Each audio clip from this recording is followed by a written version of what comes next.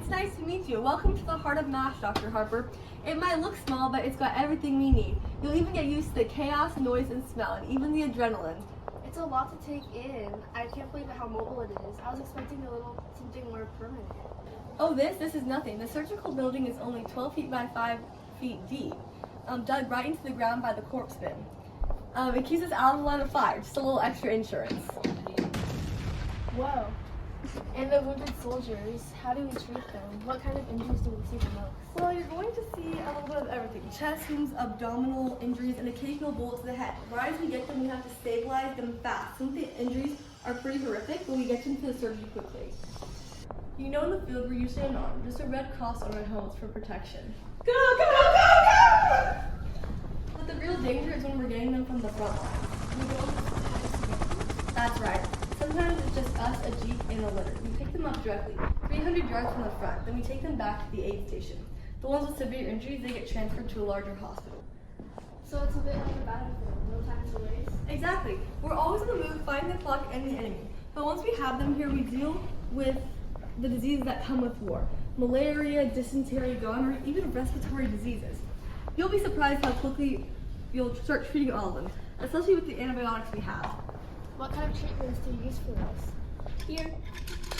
Well, for dysentery, we use antibiotics like uromycin and chloramphenicol. Both are similar to penicillin, but they're more effective for the kinds of infections we get. For gonorrhea, it's the same deal. We even use chloroquine to help prevent malaria. It's an essential weapon when we're in the field, fighting just as much against disease as we are against the enemy.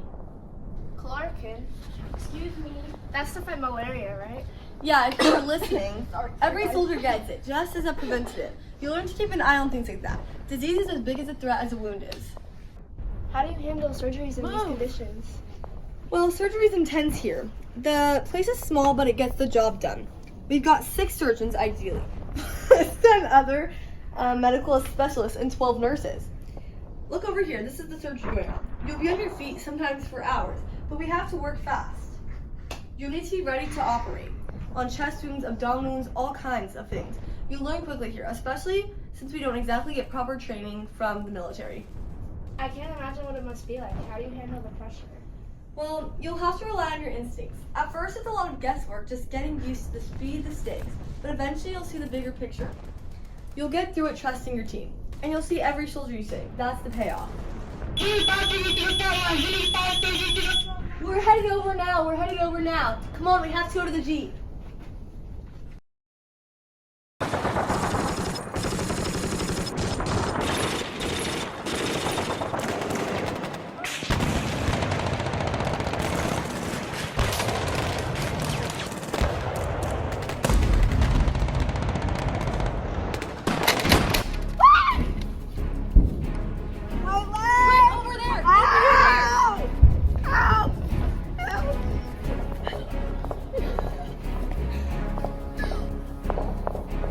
I can still fight, dog. Not today. You're on the next truck out. Look over there. Quick, tear his shirt open. You got it, dog. Not if you keep talking. He's drowning in his own blood. Hurry, needle. That's better. All right, move him. Helicopter's waiting. These injuries are brutal. Tell me about it. Wounded soldier, quick, Hawkeye! He's fading, Dr. Harper. Second bullet's too deep. We're gonna have to transfer him. We need pressure. We're losing him. Give me that bandage.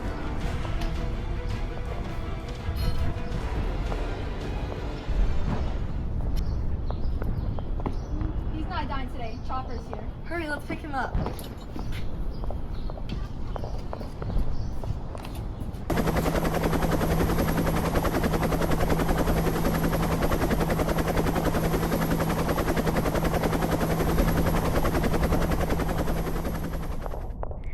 MASH unit, we've got more wounded incoming. Report back ASAP. Back to work. As always.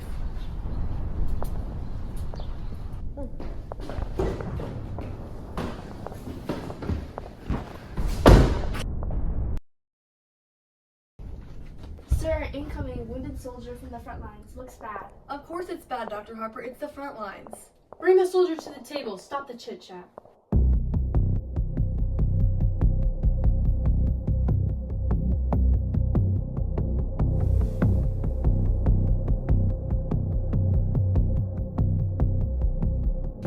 Kiwi, you're gonna need more than a band-aid. Get that chest open, Margaret. Prep for cauterization. Harper, blood bags now. Focus, Pierce. We don't have time for your jokes. This kid's critical. I know, Margaret. Let's move. Scissors. Wow, we have a lot to work with here. Knives. Blood bags. Perfect. Tongs. I got the bullet, guys. Looks like another Tuesday in paradise. How's the madness today? Same as always? Same as always. Cut, stitch, hope for the best. Should we have a better plan than hope at this point? This kid's barely hanging on. Hope is all we have, Major. We do this because we don't have a choice. We don't stop, we don't quit. That's what keeps us going. Exactly. Now let's save this kid's life before Margaret has a heart attack. I need light. I need light. Let's switch out. I need more pressure. Come on, come on. Okay, keep pressure. I got it. Keep pressure on the artery. Done.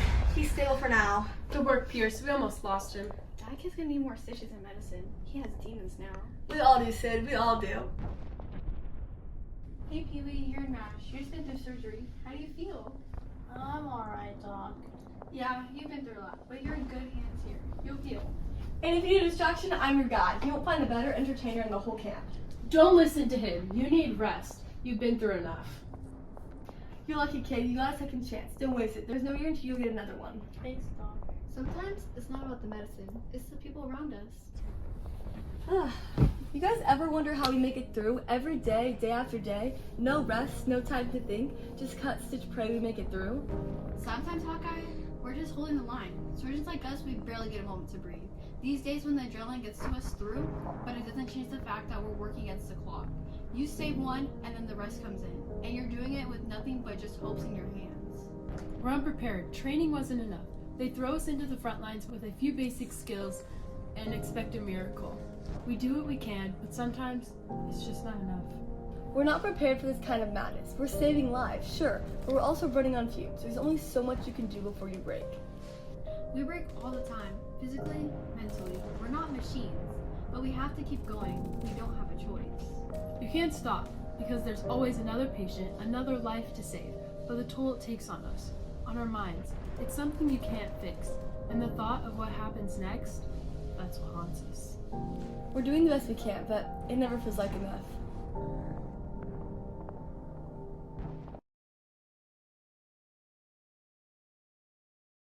Attention all personnel. This is a bug out. I repeat, this is a bug out.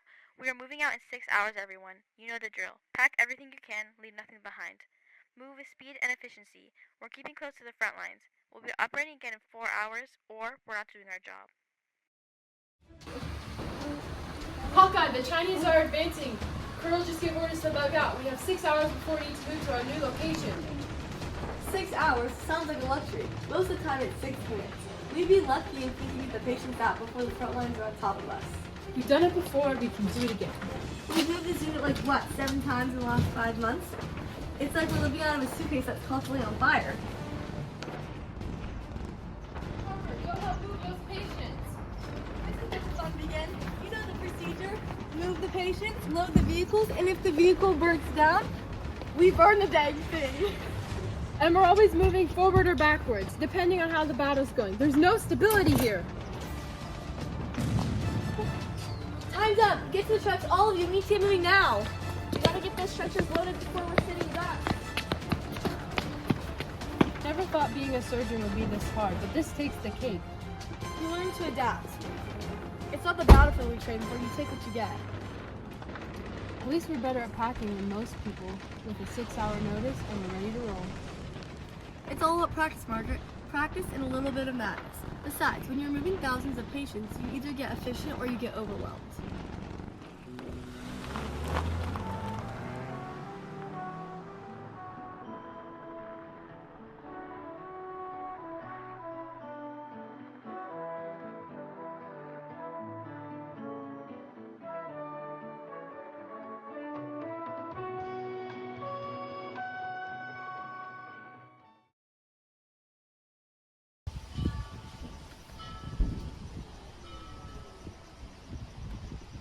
This is the third time that they've moved us in a month. Do you think they give us a spot that lasts more than a week?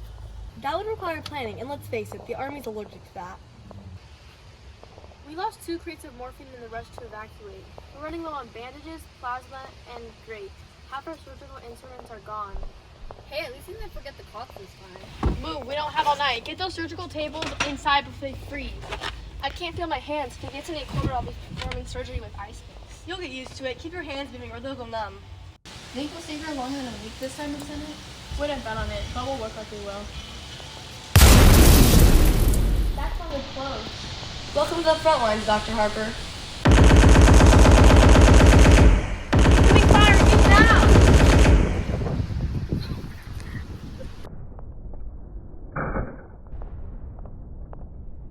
It grates me. They're not supposed to fire at medical units. The ward that follow rules, Harper.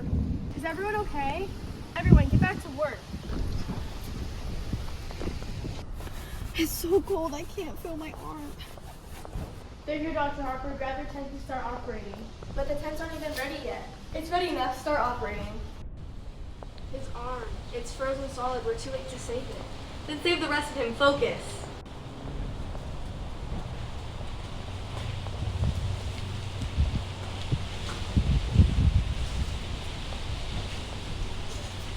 Well, that came off easy.